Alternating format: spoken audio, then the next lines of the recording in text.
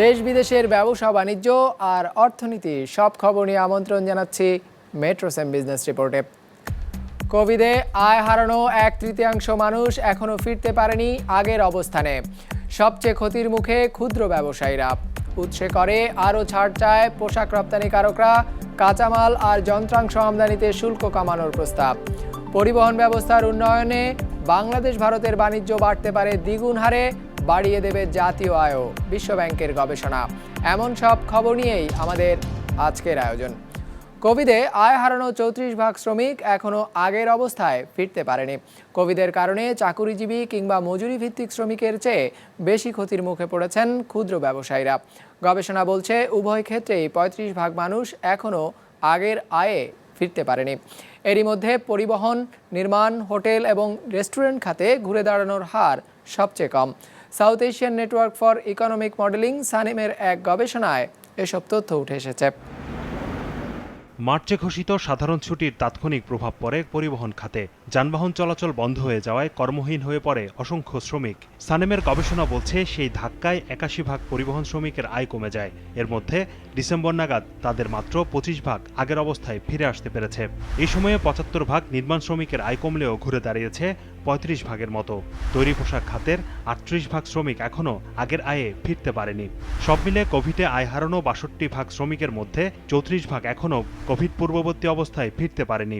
Rural household তাদের মধ্যে 64% wedge employer যারা রয়েছে তারা কিন্তু যেটা দেখেছে তাদের আয়ের ক্ষেত্রে একটা নেতিবাচক প্রবণতা তারা লক্ষ্য করেছে। So in case of the rural household we have found that around 64% of the wage employer they experience fall in income.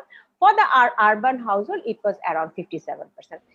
সানেমের গবেষণা বলছে চাকরি কিংবা মজুরি ভিত্তিক শ্রমিকদের তুলনায় স্বকর্মসংস্থানে নিয়োজিত ক্ষুদ্র উদ্যোক্তাদের আয় কমেছে বেশি কোভিডের সময়ে। মার্চের পর থেকে 80% ক্ষুদ্র উদ্যোক্তার উৎপাদন, বিক্রি কিংবা আয় কমেছে। এর মধ্যে ডিসেম্বর নাগাদ ঘুরে দাঁড়িয়েছে 43%। বাকি 37%ই এখনও আগের অবস্থায় রয়েছে। গবেষণা বলছে কোভিডের ধাক্কায় 20% বাংলাদেশি প্রবাসী চাকরি হারিয়েছে, আর দেশে ফিরেছে 5%-এর মতো।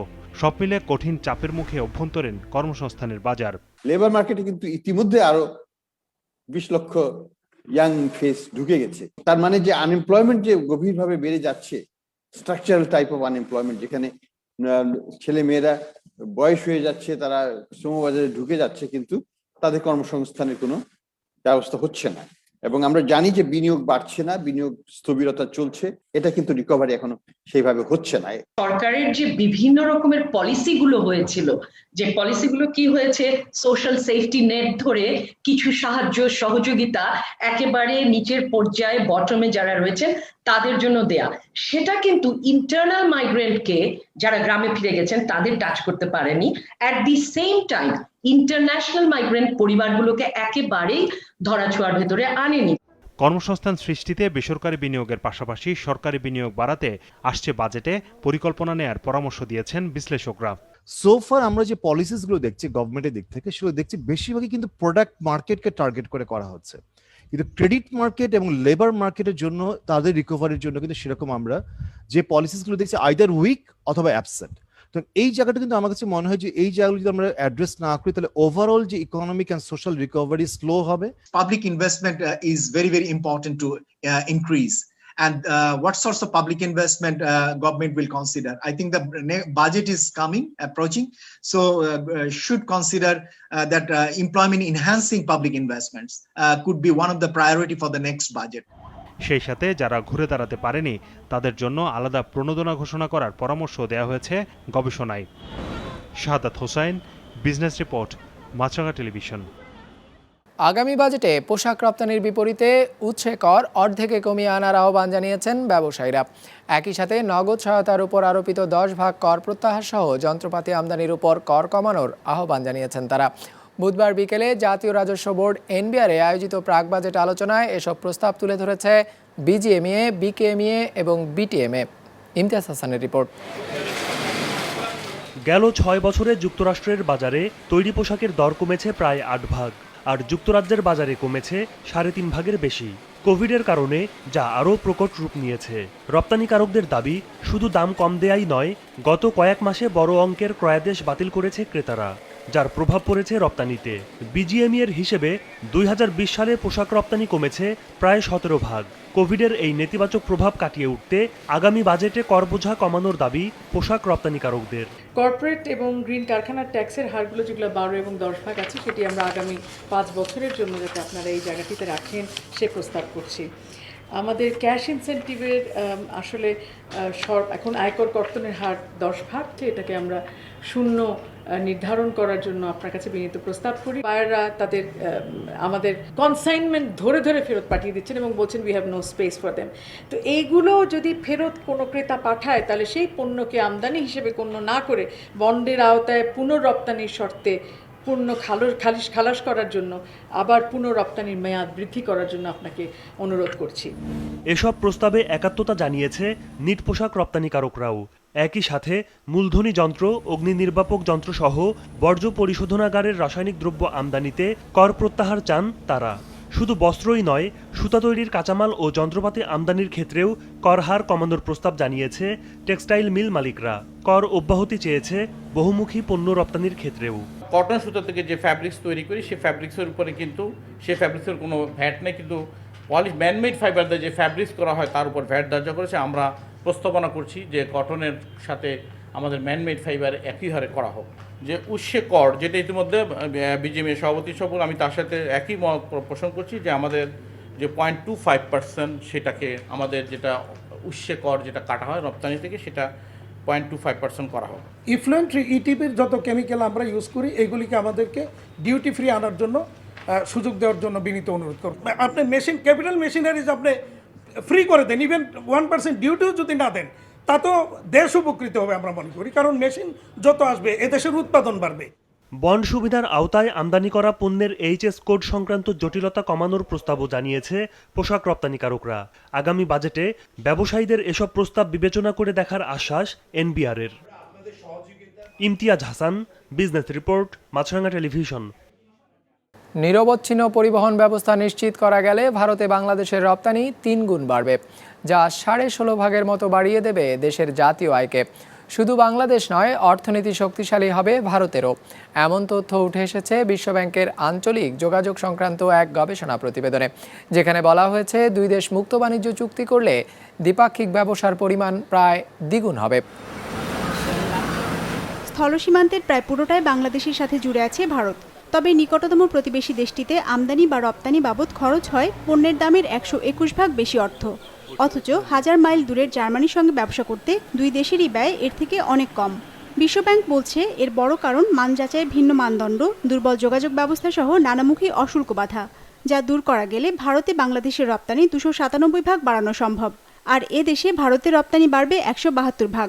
Achieving seamless connectivity that delivers benefits for all requires a set of building blocks. It requires effective and efficient regional transport agreements. It requires adequate infrastructure to manage to handle the traffic that will be on the corridors. It requires competitive and high quality transport services, but also requires complementary interventions, as I just mentioned, to ensure that the economic benefits of regional integration. তবে এজন্য 2 দেশের মধ্যে সমন্বিত পরিবহন যোগাযোগ ব্যবস্থা গড়ে তুলতে হবে বলে মনে করে বিশ্বব্যাংক। সেই সাথে বাংলাদেশ, ভারত, নেপাল ও ভুটানের মধ্যকার মোটরযান চলাচল চুক্তিও বাস্তবায়ন করতে হবে। গবেষণা বলছে ভারতের সঙ্গে নিরবচ্ছিন্ন পণ্যবাহী যান চলাচল চালু করা গেলে সবচেয়ে বেশি লাভবান হবে ঢাকা, কেননা এমন উদ্যোগে এই জেলার প্রকৃত আয় বাড়বে 67 ভাগ, চট্টগ্রামের আয় বাড়বে 59 ভাগ। সব মিলে গড়ে বাংলাদেশের জাতীয় আয় বাড়বে 16.6 ভাগ আর ভারতের 7.6 ভাগ। Bangladesh's geographic position enables it to facilitate movements between the surrounding countries, especially between India and its northeast region states, Nepal and Bhutan, as well as it can actually become a transit hub between South and East Asia. And what does this really mean for Bangladesh? As the Connecting to Thrive report highlights, the report highlights seamless regional connectivity, that seamless regional connectivity could unleash vast economic benefits for Bangladesh.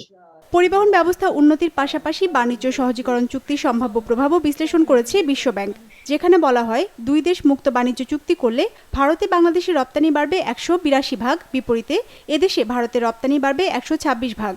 For India, this connectivity that we are talking about, and in particular the road connectivity, can lead to a growth of 8% of GDP, which would be spread across India, not only in the northeast states, but into Uttar Pradesh and even as far as Maharashtra, the industrial hub of India. That's how big the impact of this connectivity can indeed be.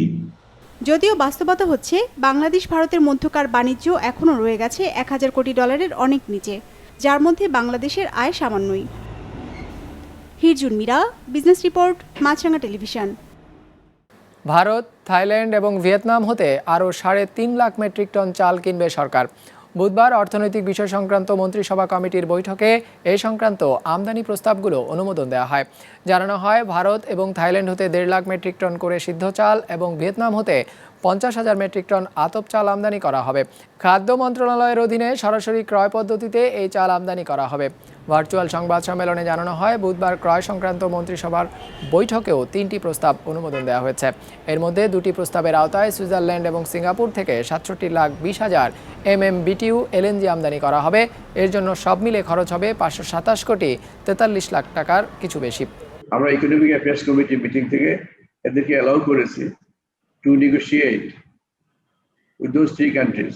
3 দেশ থেকে আমি আগেই বলেছি যে just to eliminate the risk, কোনো risk factors আমাদের যাতে না থাকে, সেটা থেকে পাওয়ার জন্যই, পরিত্রাণ পাওয়ার জন্য আমরা এই কাজটি করছি। ফেব্রুয়ারি মাসে দেশে জীবনযাত্রার ব্যয় কিছুটা বেড়েছে। পয়েন্ট টু পয়েন্ট ভিত্তিতে গেল মাসে মূল্যস্ফীতি দাঁড়িয়েছে 5.32 ভাগ, জানুয়ারিতে যা ছিল 5.02 ভাগ। পরিসংখ্যান ব্যুরোর হালনাগাদ তথ্য বলছে, ফেব্রুয়ারি মাসে খাদ্যপণ্যে মূল্যস্ফীতি দাঁড়িয়েছে 5.42 ভাগ। আগের মাসে অর্থাৎ জানুয়ারিতে যা ছিল 5.23 ভাগ। খাদ্য বহির্ভূত পণ্যে ব্যয় বৃদ্ধির হার আরও বেশি। ফেব্রুয়ারিতে এ খাতে মূল্যস্ফীতির হার ছিল 5.17 ভাগ, জানুয়ারিতে যা ছিল 4.69 ভাগ। তবে শহর থেকে গ্রামীণ জনপদে মূল্যস্ফীতির চাপ কিছুটা বেশি। ফেব্রুয়ারিতে শহরে মূল্যস্ফীতির হার 5.30 ভাগ আর গ্রামে 5.33 ভাগ।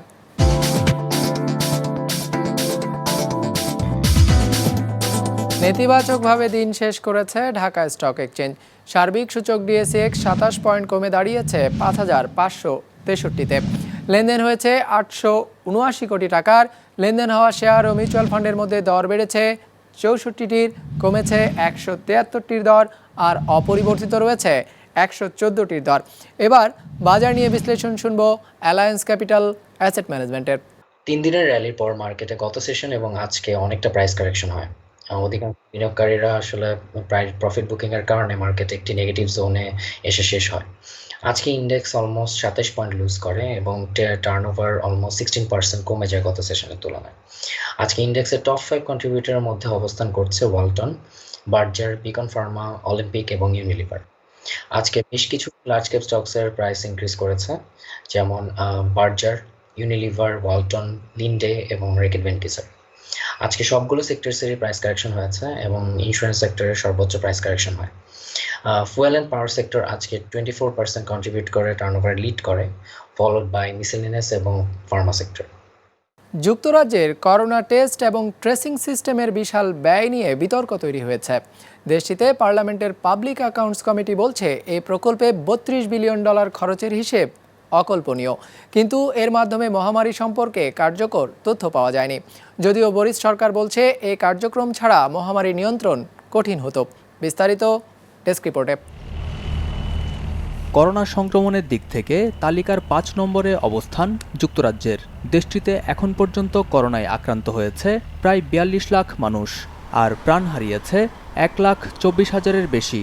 গেল বছর সংক্রমণের শুরুর দিকে করোনা প্রতিরোধে ভাইরাস পরীক্ষা এবং শনাক্তকরণের বিশাল এক কার্যক্রমের ঘোষণা দেন দেশটির প্রধানমন্ত্রী বরিস জনসন। সেটি এবার বিতর্ক তৈরি করেছে বিশাল ব্যয় নিয়ে।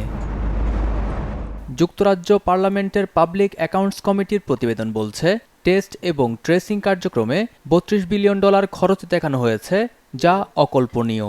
যার মধ্যে অন্যতম হল দৈনিক প্রায় ১,৫০০ থেকে ৯,০০০ ডলারের বিনিময়ে পরামর্শদাতা নিয়োগ। তবে এমন অভিযোগ অস্বীকার করে টেস্ট এবং ট্রেসিং কার্যক্রম কর্তৃপক্ষের দাবি, গেল ৯ মাসে দেশটির ৮ কোটি ৩০ লাখের বেশি মানুষের করোনা টেস্ট করেছে তারা। এছাড়া সংক্রমণ রোধে প্রায় ৯১ লাখ মানুষকে সরাসরি সেবা দেওয়ার কথা জানিয়েছে কার্যক্রমটির প্রধান। We have a very large scale test and tracing service up and running now. If you look at the scale of our national service in terms of tests conducted per 100,000 of population, in terms of contact tracers per 100,000 population, it stands comparison with anyone in the world.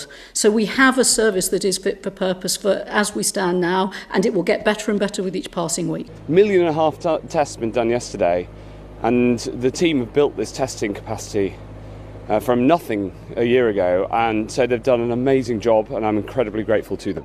তবে সংসদীয় কমিটির দাবি, কার্যক্রমটিতে প্রয়োজনের অতিরিক্ত অর্থ খরচের পরও যুক্তরাজ্যের করোনা পরিস্থিতির উন্নয়নে এই কার্যক্রম তেমন কোনো প্রভাব ফেলতে পারেনি, বরং বেশ কয়েকটি ক্ষেত্রে মহামারী সম্পর্কে ভুল বার্তা দিয়েছে। মুস্তফা তাহান, বিজনেস রিপোর্ট, মাছরাঙ্গা টেলিভিশন। দর্শক, আমাদের যে কোনো পর্ব নিজেদের সুবিধাজনক সময়ে দেখতে সাবস্ক্রাইব করুন বিজনেস রিপোর্টের অফিসিয়াল ইউটিউব চ্যানেল।